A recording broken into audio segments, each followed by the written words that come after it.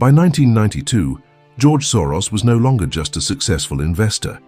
He had become something else, a macro predator operating on a global scale. At the center of this story was the British pound.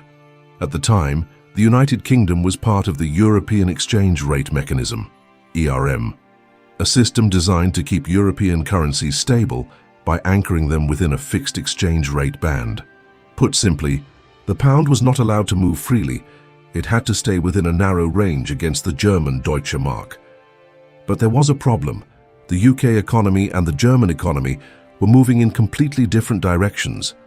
Germany, after reunification, was facing inflationary pressure. To control it, the Bundesbank kept interest rates high. Meanwhile, the UK was heading into a recession. They needed lower interest rates to stimulate growth. This created a fundamental conflict. To stay in the ERM, the UK had to keep interest rates high, but high interest rates were hurting its own economy. Soros saw this very clearly. To him, this wasn't just a policy mismatch. This was an unsustainable system. And when a system is unsustainable, it will eventually break. Soros began building his position, quietly, aggressively, systematically. He started shorting the British pound, borrowing pounds and selling them at massive scale, betting that the currency would be forced to devalue. This was not a small trade. By the time the position was fully built, it reached roughly $10 billion. This wasn't just conviction. This was a massive, high-stakes bet. But the Bank of England was not going to surrender easily. As selling pressure increased, they began to intervene. They bought pounds in the market, using foreign reserves to defend the exchange rate. At the same time, they raised interest rates from 12%. Then they announced a possible increase to 15%. The message was very clear. They would do whatever it takes to defend the pound. For many traders, this would have been enough to walk away. Going up against a central bank is extremely dangerous. Going up against one that is publicly committing to unlimited defense, that can be suicidal. But Soros didn't back down, because he understood something deeper. The power of the market is greater than any single institution. If the fundamentals are broken, intervention can only delay the inevitable.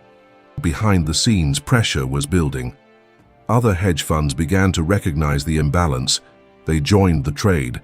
Selling pressure intensified. Liquidity started to thin. Volatility increased. And the cost of defending the pound kept rising. Then September 16, 1992 arrived, a day that would later be known as Black Wednesday. From the opening, the market was under attack. Massive sell orders flooded in.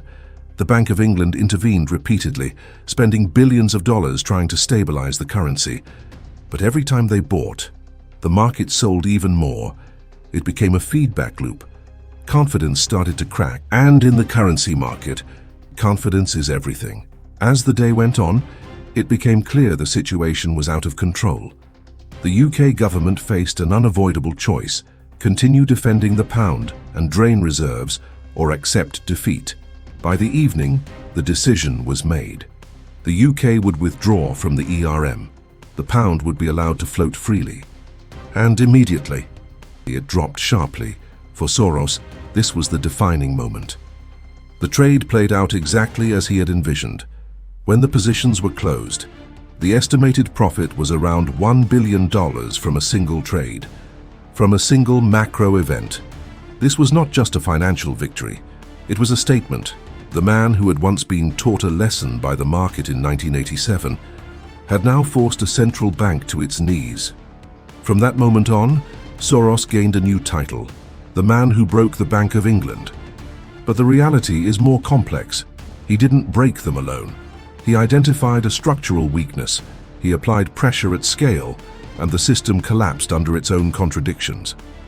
This is the core of Soros's philosophy. Markets are not always in equilibrium. They are reflexive, driven by perception, feedback loops, and human behavior. In 1992, perception changed, and once that happened, reality followed. This event also left important consequences. After leaving the ERM, the UK regained control over its monetary policy. Interest rates were later reduced. The economy gradually recovered. Ironically, what looked like a crisis became a turning point, but for policymakers, this was a lesson in humility. You cannot force a currency to go against economic reality forever. And for traders, this became one of the most iconic case studies in history. When macro, policy, and market psychology align, the opportunity can be enormous, but so can the risk. Because if Soros had been wrong, if the UK had successfully defended the pound, the losses could have been catastrophic. This is what many people overlook. They remember the $1 billion profit, but not the scale of risk behind it. That's what separates legendary trades from the rest. Not just being right, but being right with size. And at the exact moment, the system is about to break. 1992 was not luck. It was the convergence of deep macro understanding, conviction, timing, and execution. And above all, the willingness to challenge a system that most people believed would always hold. Because in the end, the biggest opportunities in the market don't come from following the system. They come from recognizing when the system itself is about to fail. After everything we've been through together, Black Monday, Black Wednesday, billion-dollar wins, weeks where $800 million vanished into thin air, there's one question that matters more than all of it. Who is George Soros, really? Not a genius, not a lucky guy. A lot of people want to believe Soros made it because he was simply smarter than everyone else in the room. That's not it. Financial markets are full of brilliant people. Math PhDs, theoretical physicists, algorithmic models running billions of calculations every second. Soros didn't compete on that battlefield. He didn't need to. And it wasn't luck either. The quantum fund ran from 1973 to 2011, delivering average annual returns of 20% for nearly 4 decades straight. No lucky streak lasts that long. So what actually made Soros? A philosophy, not a strategy. Most investors come to the market with one question: what is this stock worth? Soros came to the market with a completely different question. Where is the market wrong, and how wrong is it? That's the core difference. Soros didn't believe that stock prices accurately reflect reality, that buyers and sellers are rational actors, or that markets correct themselves toward equilibrium over time. To him, it was obvious. Markets are irrational. Buyers and sellers act on distorted perceptions, and those very actions feed back into the fundamentals they're trying to assess in the first place. Put it simply, markets don't reflect reality. Markets reflect what people believe is reality, and those two things are never the same. Reflexivity, Soros's secret weapon. He called this philosophy reflexivity. The idea is that irrational behavior among market participants creates investment opportunities through cycles of boom and bust. The behavior of individuals produces an outcome, and that outcome loops back, influencing their behavior, which in turn reinforces the original outcome. Think of it this way.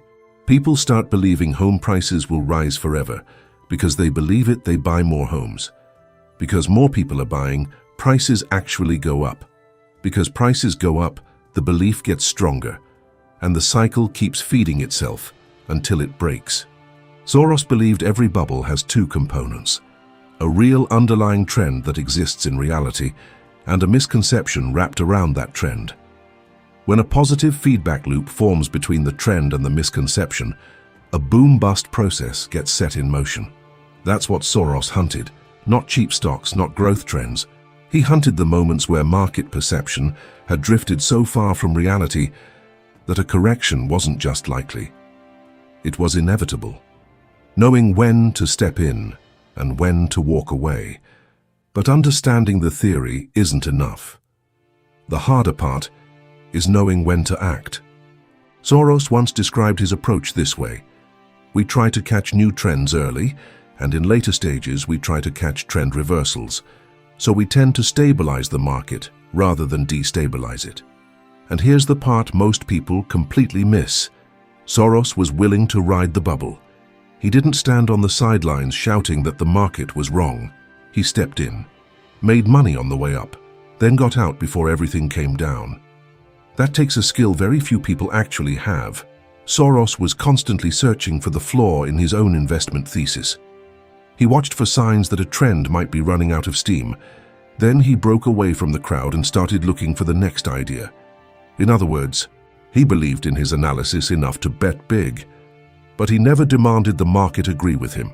If the market said he was wrong, he listened, got out, and moved on to the next opportunity. There's no room for ego in Soros's portfolio.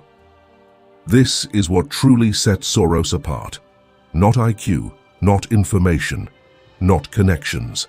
It was the ability to put billions of dollars behind a thesis, then completely flip his view within 24 hours, if reality called for it.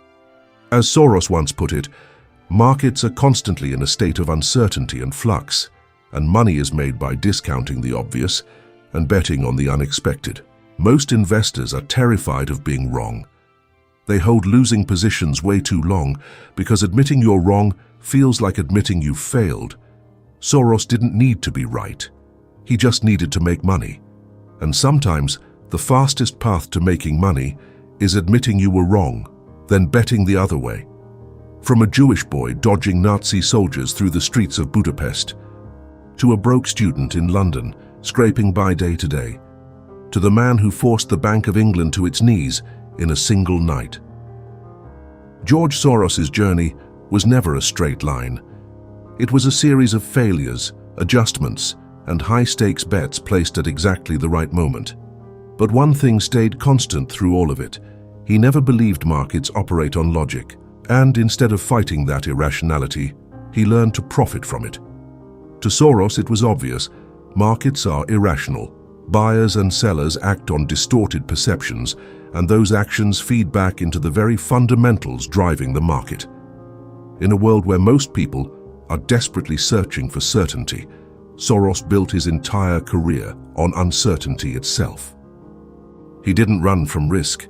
He understood risk more deeply than anyone, and when the real opportunity came, he bet bigger than anyone else dared.